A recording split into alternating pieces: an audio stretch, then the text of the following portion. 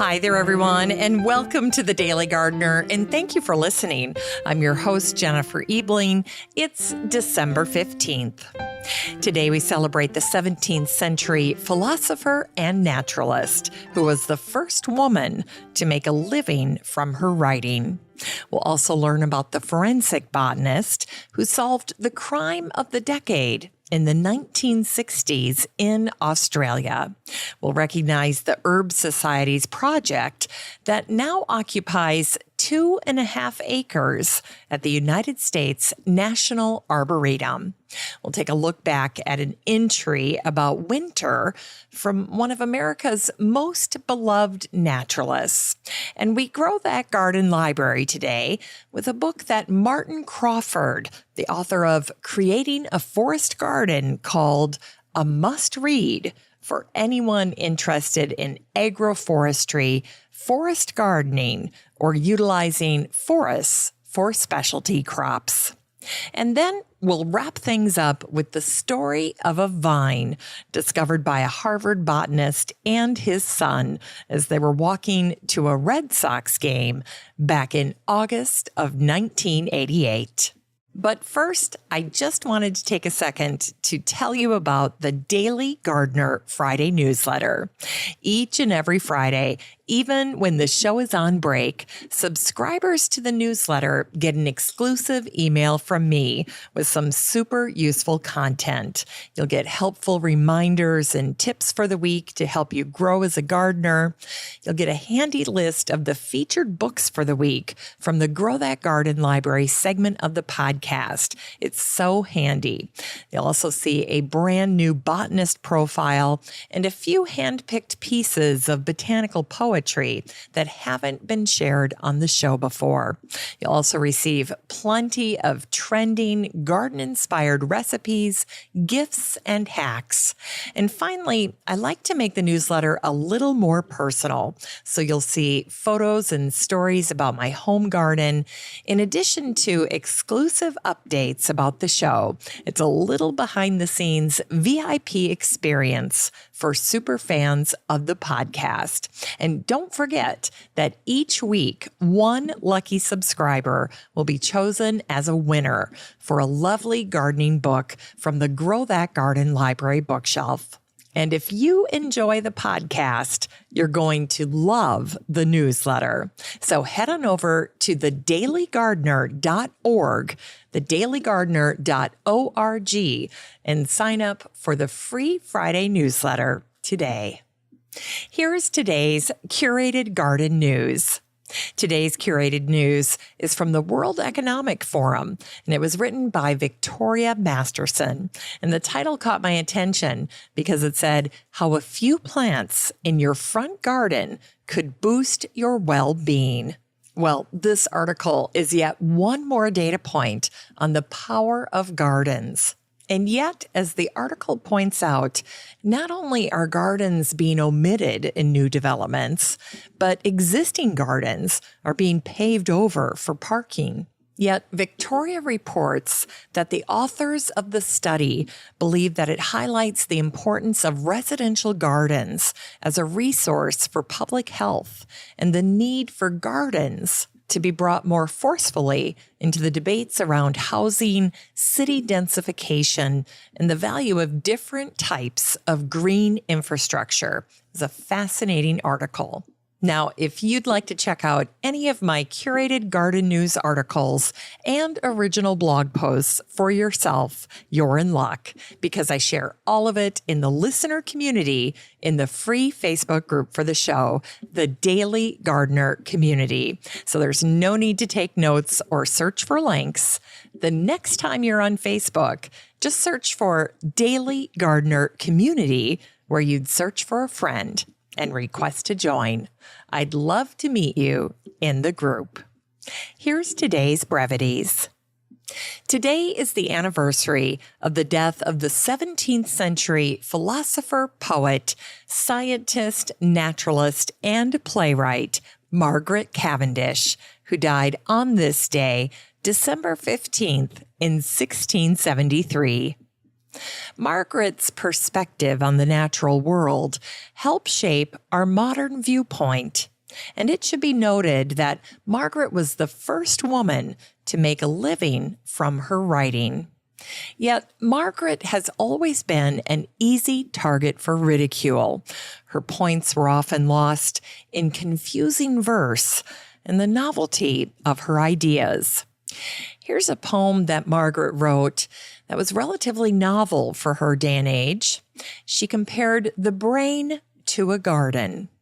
And she wrote, "The brain a garden seems, full of delight, whereon the sun of knowledge shineth bright, where fancy flows and runs in bubbling streams, where flowers grow upon the banks of dreams. There various thoughts, as several flowers grow, some milk-white innocence, as lilies show, fancies, as painted tulips' colors fixed, by nature's pencil, neatly intermixed. Some sweet as roses, which are newly blown, others as tender buds, not yet full grown. Some as small violets, much sweetness bring. Thus many fancies from the brain still spring." Well, one of my favorite poems by Margaret is called "The Duchess to Her Readers." In this poem, Margaret shares her appreciation for her husband. Theirs was a love marriage, and William helped Margaret with her work. Here's Margaret Cavendish's "The Duchess to Her Readers." "A poet am I neither born nor bred, but to a witty poet married, whose brain is fresh and pleasant as the spring, where fancies grow and where the muses sing. There oft I lean my head, and listening hark to catch his words and all his fancies mark, and from that garden show of beauties take, whereof a posy I in verse may make. Thus I, that have no gardens of my own, there gather flowers that are newly blown." Virginia Woolf was not a fan of Margaret. In "A Room of One's Own," Virginia wrote, "What a vision of loneliness and riot the thought of Margaret Cavendish brings to mind, as if some giant cucumber had spread itself over all the roses and carnations in the garden and choked them to death."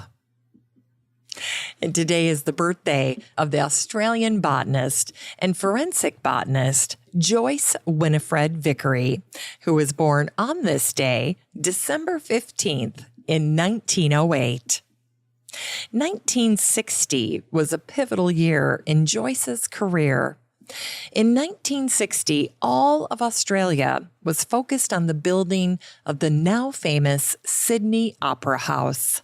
And to pay for the construction of the building, the government of Australia held a lottery. A man named Basil Thorne spent £3, a quarter of his paycheck, to purchase the winning ticket. After Basil's win of £100,000, his 8-year-old son Graham was kidnapped and brutally murdered. The crime stunned the country. But ultimately, it was Joyce Vickery's forensic work that helped the police solve the case. In the Graham Thorne kidnapping, Joyce had been tasked with identifying 2 plant particles from the boy's clothing. Joyce recognized them as parts of landscape or garden plants. They were distinctly out of place from the scrub area where Graham's body had been found.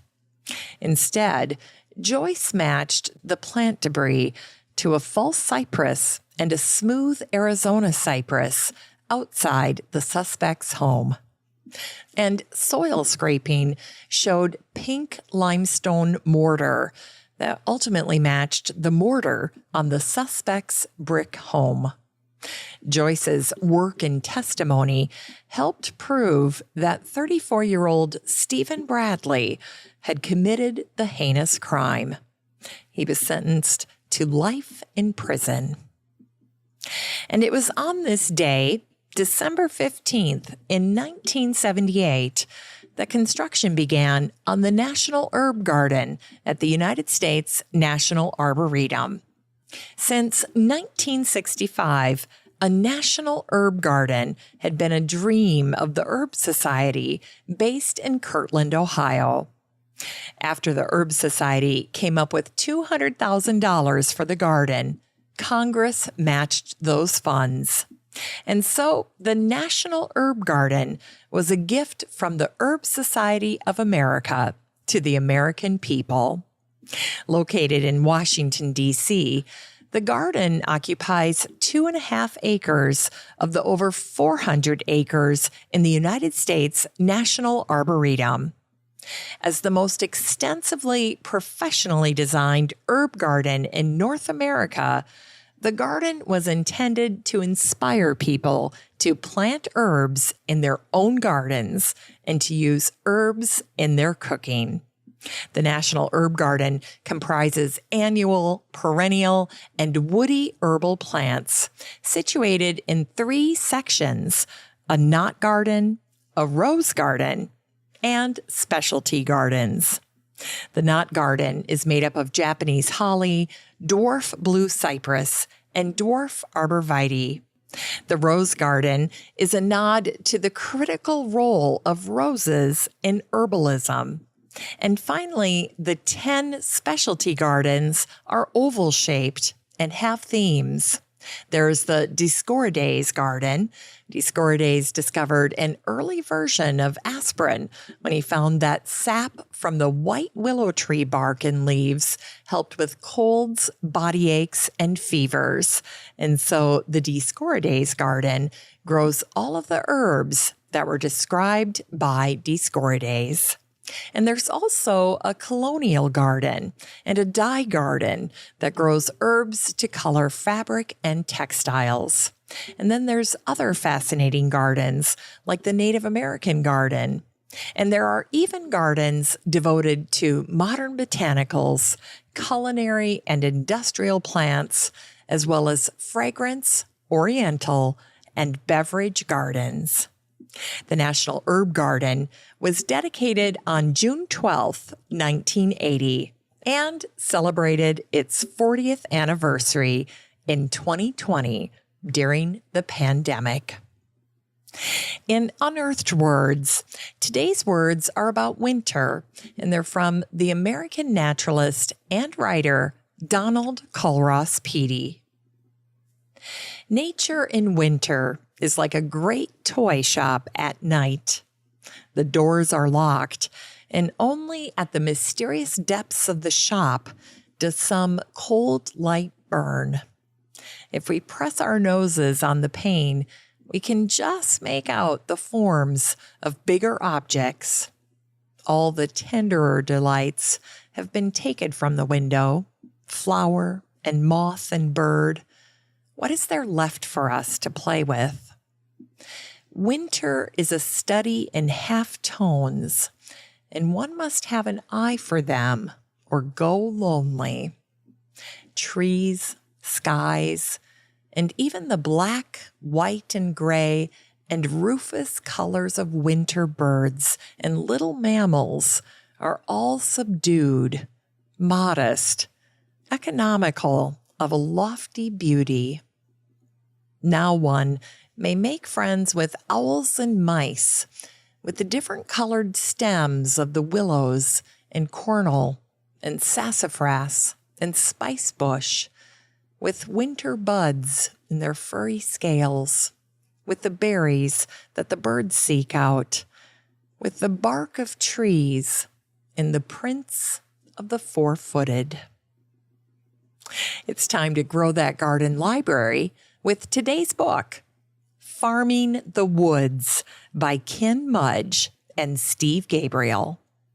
This book came out in 2014, and the subtitle is an integrated permaculture approach to growing food and medicinals in temperate forests.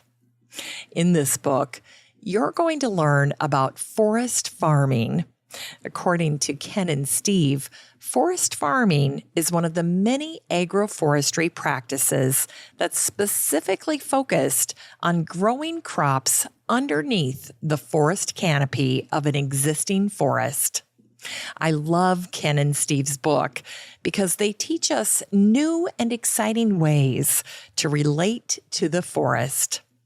This book is an excellent resource for gardeners looking for something new and different to try, especially if they live near a forest or some woods. Ken and Steve share many examples of forest farming. You'll meet a couple who cultivate shiitake mushrooms alongside wild mushrooms in the cool shade of a hemlock forest. You'll visit a delightful forest in February and watch sap get collected from the sugar trees to make maple syrup.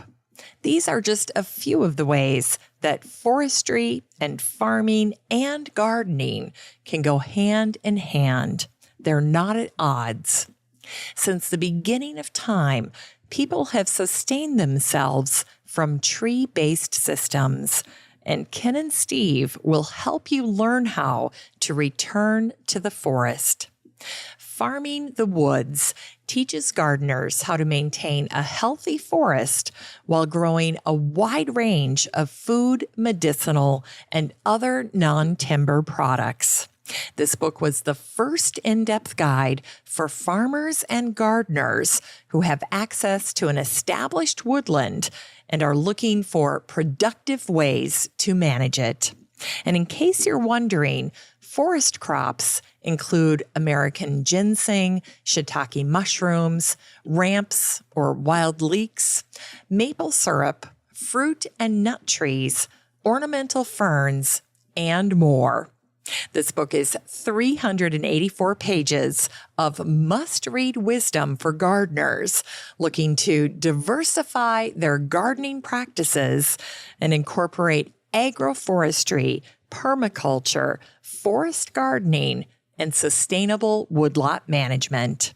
You can get a copy of Farming the Woods by Ken Mudge and Steve Gabriel and support the show using the Amazon link in today's show notes for around $30.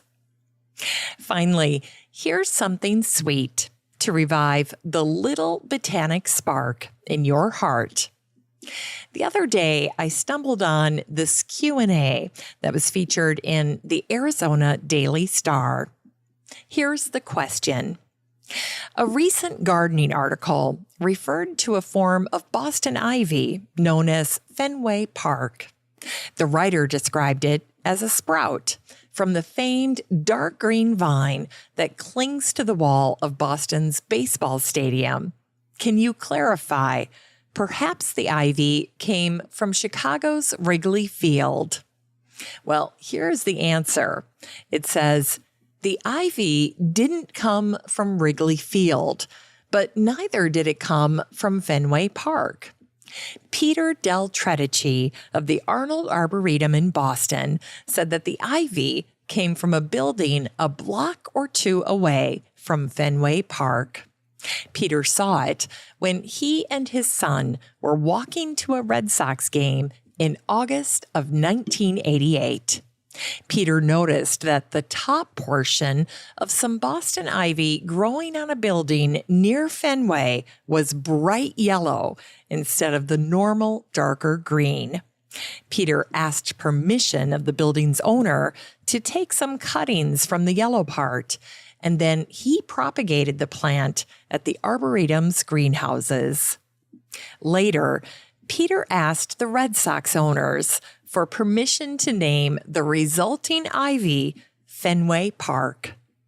Peter's Boston ivy species is now bred and sold as Parthenocissus tricuspidata Fenway Park, or Boston ivy Fenway Park. Thanks for listening to The Daily Gardener, and remember, for a happy, healthy life. Garden every day. The Daily Gardener is produced in lovely Wyoming, Minnesota with the help of Paige Mance, Brooke Bierbaum, Kiana Rayleigh, Maddie Doyle, Natalie Decker, and Eric Begay. You can find The Daily Gardener on all your favorite social media. You can follow the show on Instagram, and listeners always have a standing invitation to join the free Facebook group for the show. Just search for Daily Gardener Community the next time you're on Facebook and request to join. All the stories and books that are featured on the show can be found over at thedailygardener.org, thedailygardener.org. And while you're there, be sure to sign up for my free Friday newsletter.